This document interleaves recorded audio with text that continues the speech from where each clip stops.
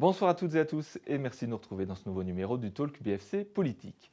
Rien ne va plus au Front National. Le parti qui avait tout pour l'emporter au régional en 2015 est aujourd'hui au bord de l'implosion. Depuis le débat de l'entre-deux tours des présidentielles, le Front National paraît fragilisé entre les adhérents qui démissionnent, les élus qui règlent leurs comptes. Eh bien, on aimerait bien savoir ce qu'il se passe au Front National.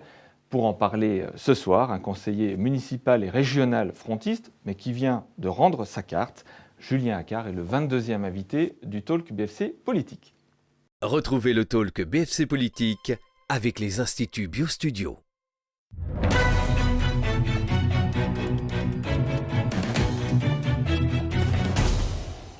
Bonsoir Julien Accard. Bonsoir. Qu'est-ce qu'il se passe au Front National ? Écoutez, effectivement, la situation au Front National est un peu compliquée ces dernières semaines. Moi, je retiens des récents événements, bien sûr, la défaite à la présidentielle, la défaite aux législatives, puisque nous ne sommes parvenus à faire élire que 7 députés.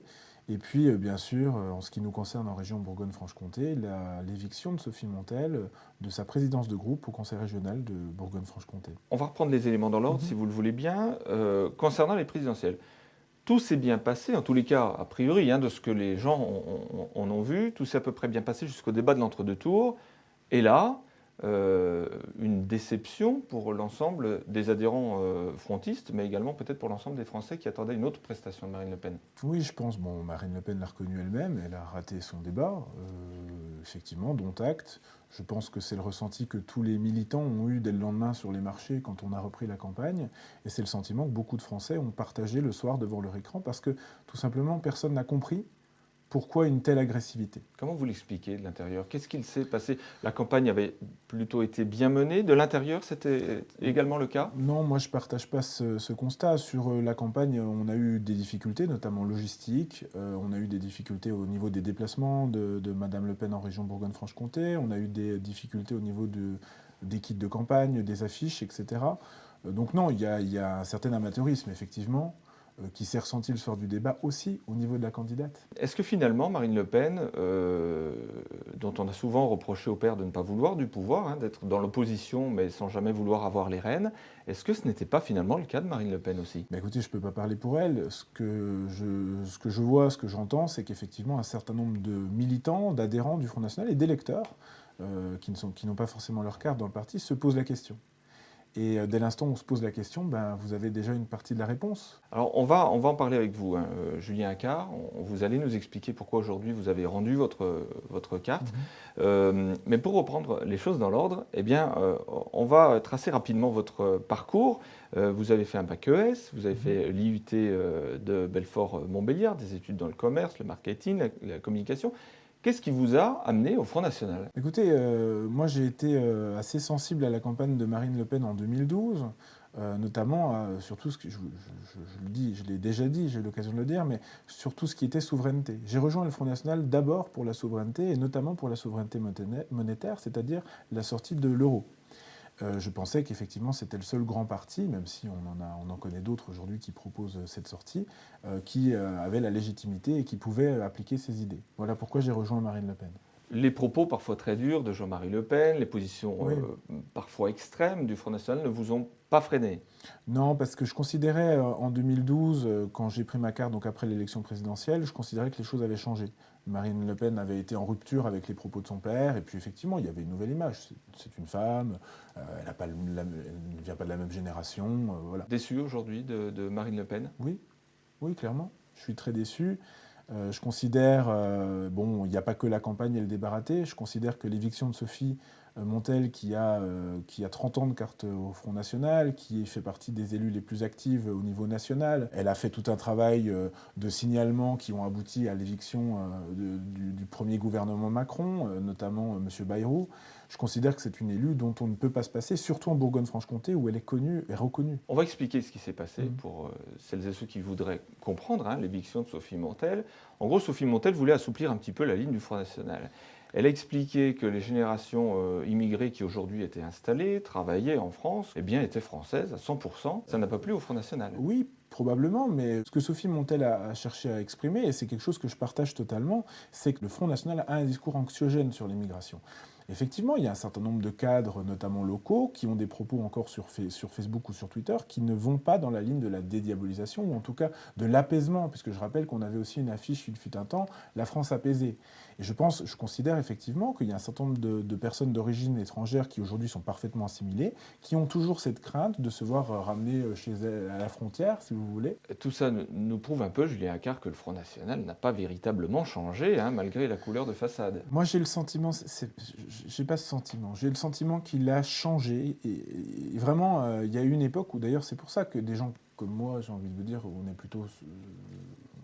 Je suis appelé quelqu'un de gauche au Front National, une sensibilité en tout cas sociale, souverainiste. J'ai le sentiment que le Front National a eu changé, mais qu'il revient à une espèce de rediabolisation. Et ça, si vous voulez, c'est encore plus décevant quand on est venu dans un Front National qui était rénové. Mais moi, j'ai vu effectivement le Front National revenir à ses fondamentaux. C'est pas avec ces propos que le Front National reviendra vous chercher, hein? Non, mais je ne cherche pas à être repêché par le Front National. C'est fini, c'est définitif. C'est terminé, oui, bien sûr. Je ne vois pas comment... Si vous voulez, comment voulez-vous que je reste dans un parti qui traite les gens comme il l'a traité Sophie Montel ? On ne peut pas se revendiquer comme défenseur des classes moyennes et des classes populaires et puis traiter les gens comme ça de l'autre côté. Il y a si vous voulez, une inadéquation entre le discours et les actes. Et je considère que ça pose un problème. Et moi, je ne reste pas dans un parti qui traite les gens comme ça, c'est clair. Qui a pris la décision? Marine Le Pen, son entourage? Je pense que rien ne se passe sans que Marine Le Pen soit au courant. votre place d'être au Front National, Julien Accard? Écoutez, je ne sais pas. Moi, je considère que j'ai passé 5 ans dans ce parti qui se sont quand même relativement bien passés. J'ai rencontré des gens extraordinaires, notamment Sophie, mais pas que. Je parle de Florian Philippot, qui est quelqu'un de brillant. Je parle aussi de mes collègues à la région qui sont restés dans le rang des non-inscrits, notamment Lilian Noireau, Nathalie Deseine, qui sont des gens extraordinaires. Je ne regrette pas du tout mon engagement. Et puis aujourd'hui, nous avons des mandats. Nous allons continuer à défendre nos convictions, qui, elles, n'ont pas changé. On va en parler de ce qui se passe au Conseil régional sur le groupe FN. Mais avant cela, petite pause dans ce talk BFC politique avec le petit quiz. Rapidement, Julien Accard, votre meilleur souvenir au Front National? Je pense que c'était la soirée de premier tour des régionales. Votre pire souvenir au Front National? L'éviction de Sophie. Une passion, hormis la politique? La cuisine. C'est vrai? Oui, j'adore cuisiner. Oui, j'adore ça. Plutôt salé, sucré? Plutôt salé, mais je fais aussi des gâteaux. Votre ville de cœur? Je vais vous dire Montbéliard, parce que j'y ai grandi et que j'y ai un attachement. Un élu que vous appréciez, mais qui n'est pas au Front National? Joker. Joker, je sais pas. Il y en a? Oui, certainement, mais alors là, tout de suite... Et puis à l'inverse, un élu que vous n'appréciez pas au Front National? Je vais vous dire Nicolas Bay. D'accord, vous l'assumez? Oui, complètement. Une qualité, un défaut, Julien Accard? Mais je pense que je suis quelqu'un d'empathique, et ça c'est pour ma qualité. Et mon défaut, effectivement, je peux être un peu impulsif. Pour terminer cette émission, Sophie Montel a été exclue du Front National. Quel message vous adressez aujourd'hui aux adhérents frontistes? Il est clairement temps de rendre sa carte. Je considère qu'après 30 ans de bons et loyaux services, virer un peu comme une malpropre Sophie Montel, c'est un comportement qui est inacceptable. Donc je pense que... Mais d'ailleurs, il va y avoir du remue-ménage dans les jours qui viennent, dans les fédérations. C'est tout à fait normal.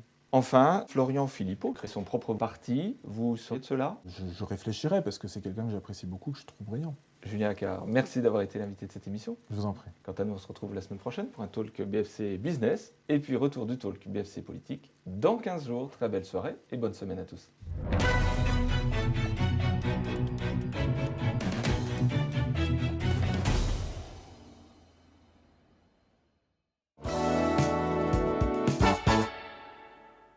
C'était le talk BFC Politique avec les Instituts BioStudio.